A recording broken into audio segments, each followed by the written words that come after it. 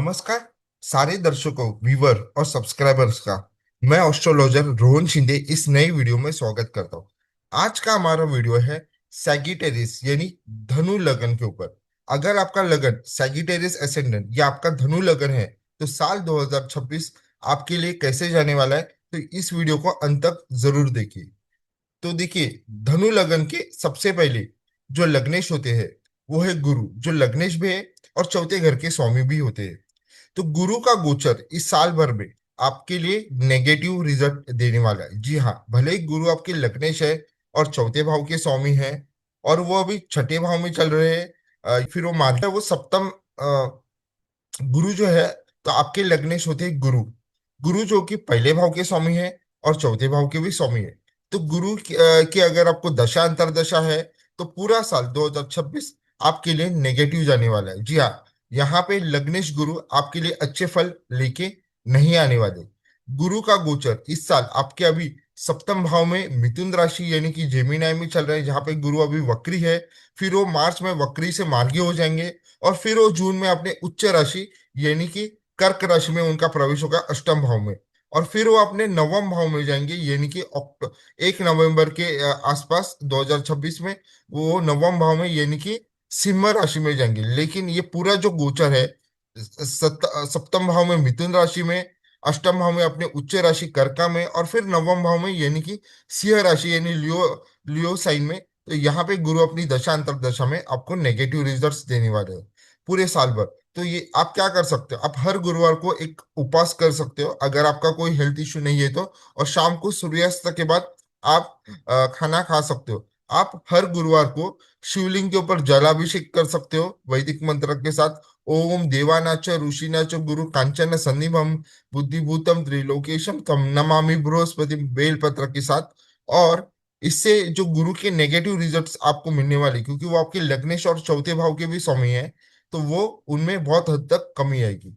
फिर हम जाते हैं अगले ग्रह के ऊपर जो है शनिदेव। देखिए, शनिदेव धनु लगन या सैगिटेरियस एसेंडेंट के लिए दूसरे घर के स्वामी होते हैं और तीसरे घर के भी स्वामी होते हैं। शनिदेव का गोचर जो है वो फिलहाल अभी चौथे भाव में चल रहा है यानी कि पाइसेस मीन राशि में चल रहा है। और वो भी अपनी दशा अंतर दशा में नेगेटिव रिजल्ट ही देने वाले हैं। जी हाँ, शनिदेव भी यहाँ पे दूसरे और तीसरे घर के स्वामियों के आपके नेगेटिव रिजल्ट्स ही देने वाले हैं अगर आपको धनु लग्न है और शनिदेव की दशा अंतरदशा आ रही है तो। यहाँ पे क्या नेगेटिव रिजल्ट शनिदेव दे सकते हैं?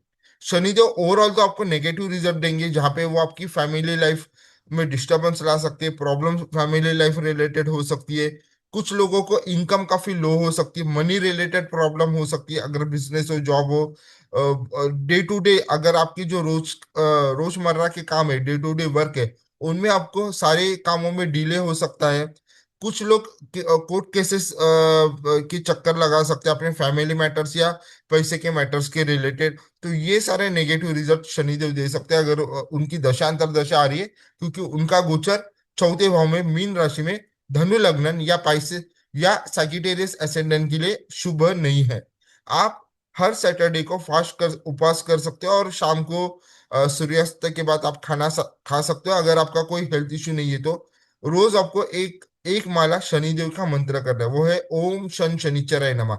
इसकी 108 माला, तुलसी की एक माला का रोज सुबह नहाने के बाद जब हम भगवान के पास प्रार्थना करते हैं तभी एक माला का जाप करना पड़ेगा। आपको शनि महात्मा हर शनिवार को पढ़ना पड़ेगा, इसके इफेक्ट बहुत अच्छे होते हैं। और ज्यादा करके हर शनिवार को सूर्यास्त के बाद शाम को अगर आप शनि महात्मा पढ़ते हो तो इसके बहुत अच्छे परिणाम आपको देखने को मिलते हैं। और आपको सबसे बड़ा ईगो लेस होना है, किसी भी चीज में आपको ईगो नहीं करना है। डाउन टू अर्थ आपका नेचर होना चाहिए। ये सबसे बड़ी रेमेडी है शनिदेव का आशीर्वाद लेने के लिए, क्योंकि शनिदेव उन लोगों को आशीर्वाद देते हैं जो ईगोलेस, जिनमें कोई भी घमंड नहीं होता, जिन्हें किसी भी चीज का गर्व नहीं होता और जो डाउन टू अर्थ होते हैं। तो ये टाइप का अगर आपका नेचर होता है तो शनिदेव की जो पीड़ा होने वाली है आपको, उनमें बहुत हद तक कमी आ सकती है। फिर हम जाते हैं अगले ग्रह जो कि मंगल के ऊपर। देखिए, मंगल यहाँ पे धनु लग्न के लिए पंचम भाव के भी स्वामी होते हैं और द्वादश यानी 12वें भाव के भी स्वामी होते हैं। मंगल का जो गोचर है वो जनवरी से लेकर 22 फरवरी 2026 तक मंगल अपनी दशा अंतरदशा में आपको अच्छे रिजल्ट्स देने वाले हैं। फिर मंगल वापस से नेगेटिव रिजल्ट देंगे आपको 23 फरवरी से 1 अप्रैल। ये लगभग मेरे ख्याल से एक एक महीना या 12 दिन का समय जहाँ पे मंगल की दशा अंतर्दशा में आपको नेगेटिव रिजल्ट्स मिलेंगे, जब मंगल तीसरे भाव में गोचर करेंगे कुंभ राशि में। फिर मंगल वापस पॉजिटिव रिजल्ट देंगे 2 अप्रैल से लेके पूरे दिसंबर एंड तक। तो देखिए यहाँ पे कैसा है कि मंगल सिर्फ एक 23 फरवरी से 1 अप्रैल ये वाला एक लगभग मेरे ख्याल से एक 1 मंथ और 12 दिनों का एक समय रहेगा, 10-12 दिनों का, एक महीना 23 फरवरी से 1 अप्रैल तक। उसमें मंगल अपनी दशा अंतर्दशा में नेगेटिव रिजल्ट देंगे, इसका आपको ख्याल रखना है। एक चीज और है कि मंगल अस्त है और वो 12 अप्रैल तक अस्त है। तो यहाँ पे एक और चीज है कि अगर आपको अप्रैल तक अच्छे रिजल्ट चाहिए मंगल के, तो आपके जन्म की सूर्य जो कि पंचमेश भी है वो काफी अच्छे होने चाहिए। नहीं तो अगर आपके जन्म की सूर्य ही बाधित है, पीड़ित है या कमजोर है, तो आपको नेगेटिव से न्यूट्रल रिजल्ट मंगल दे सकते हैं 12 अप्रैल तक। तो इसलिए अपने जन्म के सूर्य को जरूर देखिए। फिर हम जाते हैं अगले ग्रह जो कि शुक्र।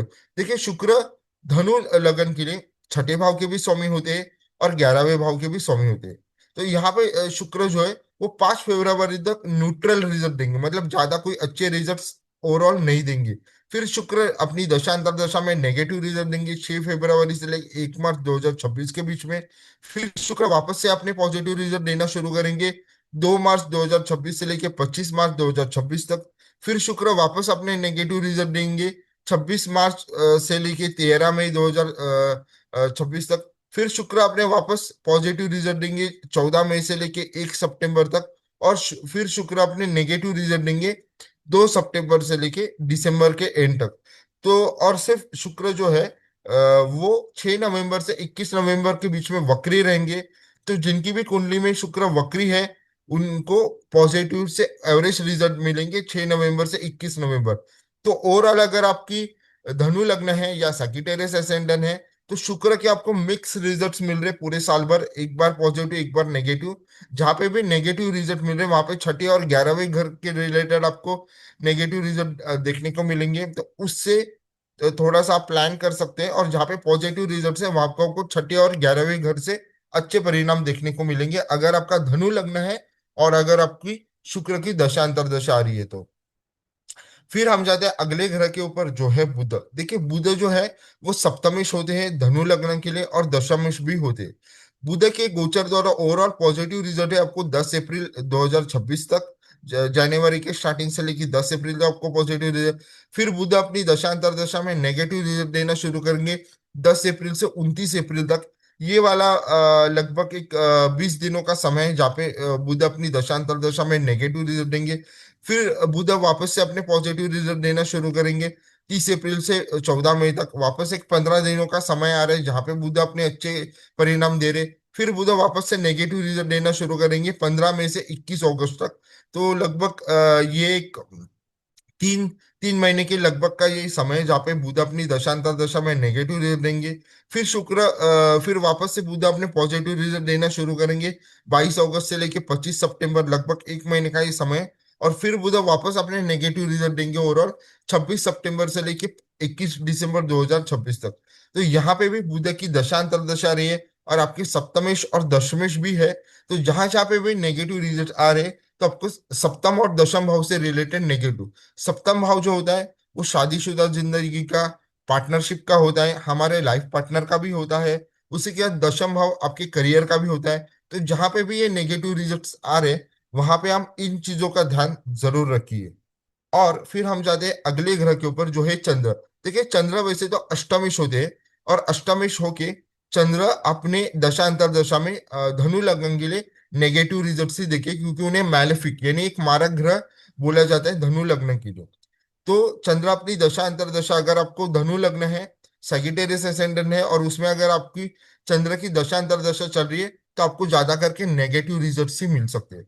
तो इन रिजल्ट को कम करने के लिए रेमेडी क्या है कि आप हर त्रयोदशी का उपवास कर सकते हैं। देखिए त्रयोदशी यानी 13th तिथि, जहाँ पे आप उपवास करके शाम को आपका उपवास त्रयोदशी होने के बाद दूसरे दिन चतुर्दशी को आप अपना उपवास छोड़ सकते हो, अगर आपका कोई हेल्थ इश्यू नहीं आ रहा है तो।